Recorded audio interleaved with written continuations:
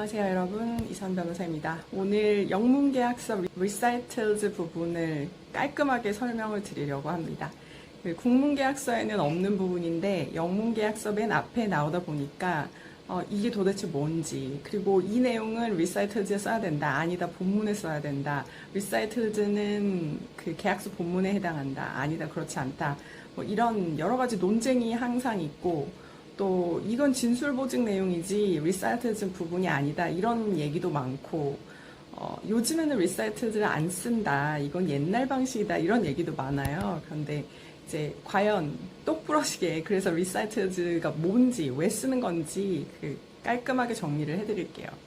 일단은 국문계약서에서 리사이틀즈가 없는 이유는, 국문계약서는 우리가 이 같은 영토에서 오래오래 같이 살던 동일한 문화를 공유하고 있는 사람들끼리 하는 약속인 거예요. 그래서 특별히 나는 이걸 옷이라고 생각하는데 저 사람은 이걸 옷이라고 생각하지 않는 그런 오해가 별로 없다는 거죠. 그래서 계약서가 짧아요. 영문 계약서는, 특히 이제 인터내셔널 계약서는 뭐 예를 들어 우리나라하고 중국하고 계약을 해도 영문으로 하는 게 이제 일반적인데, 우리도 영어를 쓰지 않고 중국도 영어를 쓰지 않으니까 영어의 어떤 단어들을 보거나 그랬을 때 나는 A라고 생각하는데 상대방은 B라고 생각할 수 있다는 거예요.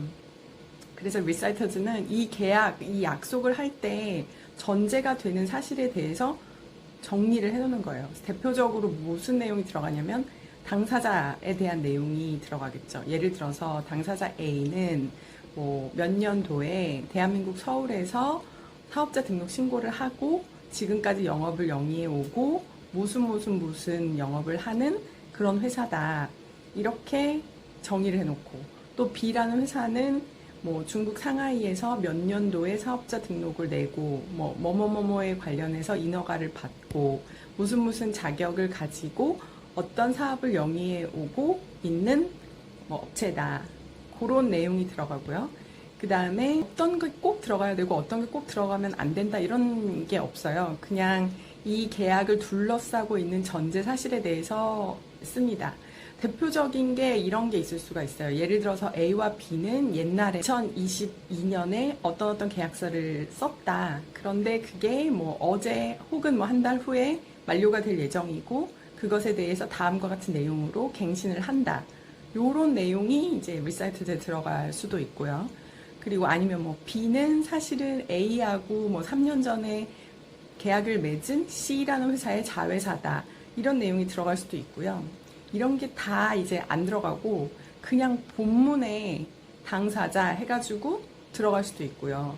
이 내용이 정의, definition이라는 카테고리에 정의 조항에 들어갈 수도 있습니다. 그래서 여러분이 궁금하게 생각하시는 리사이트즈가 그럼 구속력이 있냐? 구속력이 없다라고 하는 게 이제 일반적인, 왜냐하면 전제 사실을 뿌이니까 이런 얘기들을 많이 하는데, 구속력이 없는 것도 아니고 있는 것도 아니에요. 그리고 있기도 하고 없기도 합니다. 왜 구속력이 없다는 얘기가 나왔냐면은, 구속을 한다는 거는 어떤 약속을 너 이거 지켜라고 이제 강요를 할 수 있다는 거잖아요. 강요를 할 만한 내용을 리사이트에 적지 않는다는 거예요. 예를 들어서 나는 한 달 후에 초코송이 100개를 납품을 하겠다 라는 얘기는 계약서의 본문에 있지 리사이트에 있지 않거든요. 그러니까 구속을 할래야 뭐 구속할 만한 내용이 없다는 거죠. 그렇지만 반대로 A라는 회사가 어떤 특정 부분에 대한 인허가를 받았다는 걸 리사이트 부분에 명확하게 적고 양사가 날인을 했단 말이에요. 그런데 그게 나중에 밝혀지니까 거짓이었어요.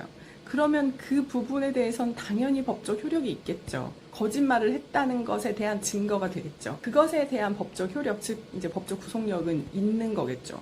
그렇기 때문에 법적 구속력이 있다 없다를 리사이틀즈 부분을 기준으로 놓고 생각하실 필요는 전혀 없고, 당연히 계약서라는 거는 유기적으로 해석이 됩니다. 이 조항이 다 같이 유기적으로 해석이 되고, 이 계약을 맺는 목적이 뭐냐라는 것을 놓고 각 조항이 해석이 되기 때문에 리사이틀즈도 당연히 꼼꼼하게 작성을 하셔야 되고, 요즘 추세는 리사이틀즈를 그냥 쓰지 않고, 예를 들어 리사이틀즈 하고 whereas 어쩌고저쩌고 이렇게 쭉 쓰지 않고 그냥 whereas가 나와서 똑같은 내용을 그냥 쭉 얘기하고 그 다음에 본문 바로 이제 큰 카테고리 로마자 1 해서 definition, 뭐 purpose 이렇게 나가는 경우도 있고요.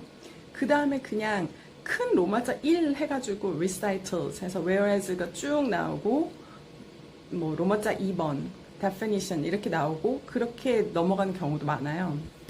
그래서 이것도 정해진 양식이 없고 이 정해진 양식이 별로 중요하지도 않습니다.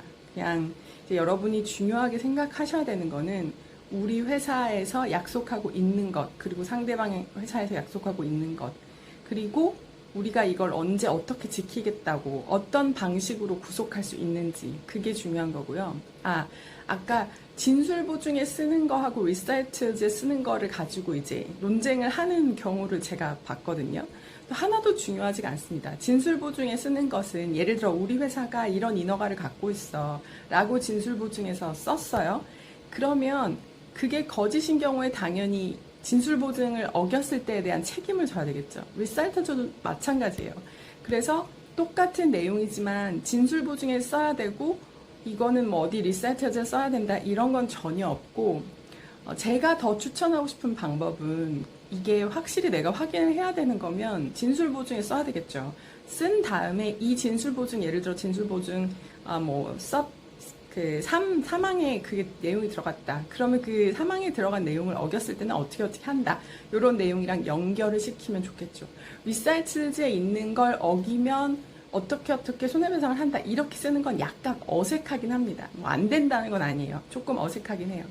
자, 그 정도로 이해하시면 되고요.